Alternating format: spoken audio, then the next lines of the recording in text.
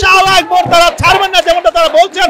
গত কয়েকদিন যাবৎ আমরা দেখেছি তারা কিন্তু আন্দোলন করে যাচ্ছেন রাজধানীর এই শাহবাগে। দর্শক, আমরা যেমনটা লক্ষ্য করতে পেরেছি, কোঠা বাতিলের দাবিতে এই মুহূর্তে শাহবাগে অবস্থান করছেন ঢাকা বিশ্ববিদ্যালয়ের শিক্ষার্থী সহ দেশের বিভিন্ন বিশ্ববিদ্যালয়ের শিক্ষার্থীরা এই মুহূর্তে শাহবাগ মোড়ে অবস্থান করছেন কোঠা প্রথা বাতিলের দাবিতে এবং মেধাভিত্তিক নিয়োগের দাবিতে।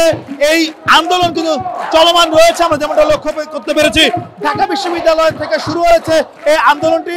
এই আন্দোলনে অংশ নিয়েছেন দেশের বিভিন্ন বিশ্ববিদ্যালয় সহ বিভিন্ন শিক্ষার্থীরা, যেমনটা আমরা লক্ষ্য করতে পেরেছি। আমরা আরো বেশ কয়েকজনের সাথে কথা বলবো, আসলে তাদের আজকে যে দাবি দাবাগুলো রয়েছে সেটি আসলে শেষ কোথায়, কিভাবে তাদের এই আন্দোলন শেষ হবে সেসব বিষয় দর্শক জানতে চাইবো। এই যে আজকে আপনাদের দাবিগুলো কি, আপনারা যে অবস্থান করছেন দাবিগুলো কি? মূলত আমাদের 18 সালের যে কোঠা বৈষম্য দূর করা হয়েছিল, মাননীয় প্রধানমন্ত্রী শেখ হাসিনা সংসদে যে কোঠা প্রথা বাতিল করেছিল, আমরা সেটা পুনর্বহাল চাই। হাইকোর্ট যে পাঁচজন আমাদের যে সেই দাবিটা আবার অবৈধ ঘোষণা করেছে, আমরা সেই অবৈধ দাবির বিরুদ্ধে আবার অবস্থান নিচ্ছি। যে পর্যন্ত আমাদের দাবি আদায় না হবে সেই পর্যন্ত আমরা রাজপথে থাকবো। আমাদের দাবি আদায় করে আমরা রাজপথ ছাড়বো। আন্দোলন কতদিন যাবৎ চলছে এবং আর কতদিন চলবে? আমাদের আন্দোলন 5 জুন হাইকোর্ট ঘোষণা দেওয়ার পর থেকেই শুরু হয়েছে। যে পর্যন্ত আমরা আমাদের দাবি আদায় করতে না পারবো সেই পর্যন্ত আমাদের আন্দোলন চলবে। 18 সালের পরিপত্র বহাল রাখা সাপেক্ষে সরকারি যতগুলো গ্রেড আছে প্রত্যেকটা গ্রেডে অনধিক 10% কোটা রাখতে হবে এবং একজন কোটাধারী একটা চাকরির বেশি কোনো সরকারি চাকরিতে অ্যাপ্লাই করতে পারবে না কোটা। তারপর হচ্ছে যে কোটা থাকার পরে অনধিক যে সিটগুলো বেঁচে থাকবে সেই সিটগুলোতে হচ্ছে মেধার ভিত্তিতে নিয়োগ দেওয়া হবে। আমাদের দাবি আদায় না হওয়া পর্যন্ত আমরা রাজপথে আছি বিভিন্ন কলেজ বিশ্ববিদ্যালয়ের শিক্ষার্থীরা। সেটা হচ্ছে এই যে সাধারণ মানুষ যেমনটা বলছেন যে তাদের আসলে যাতায়াতের সমস্যা হচ্ছে, এই শাহবাগ মোড় আপনারা দখলে নিয়েছেন, সেই বিষয়টা আসলে কিভাবে দেখছেন? সাধারণ মানুষের উদ্দেশ্যে আপনারা আসলে কি বলবেন? আমরা মনে করি যে সাধারণ মানুষের যাতায়াতের সমস্যা হচ্ছে না। আপনারা দেখতে পাচ্ছেন বিভিন্ন অ্যাম্বুলেন্স আসছে এখানে রুগীদের নিয়ে।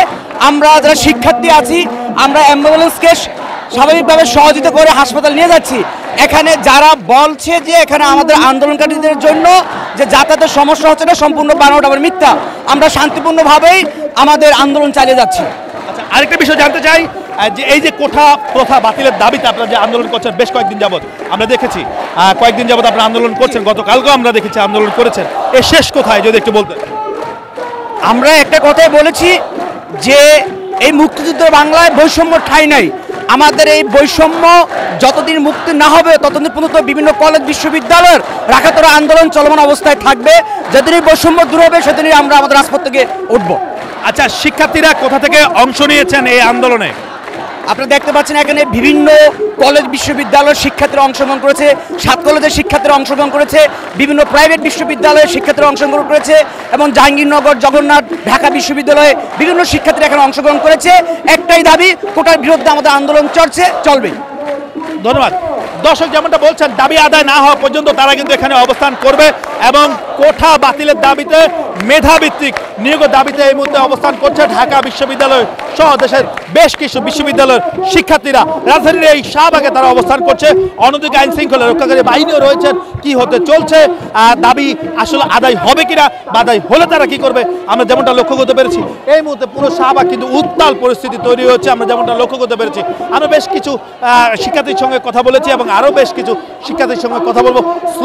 স্লোগানে পুরো মুখরিত এই শাহবাগ মোড়, পুরো শাহবাগ মোড়টি কিন্তু বন্ধ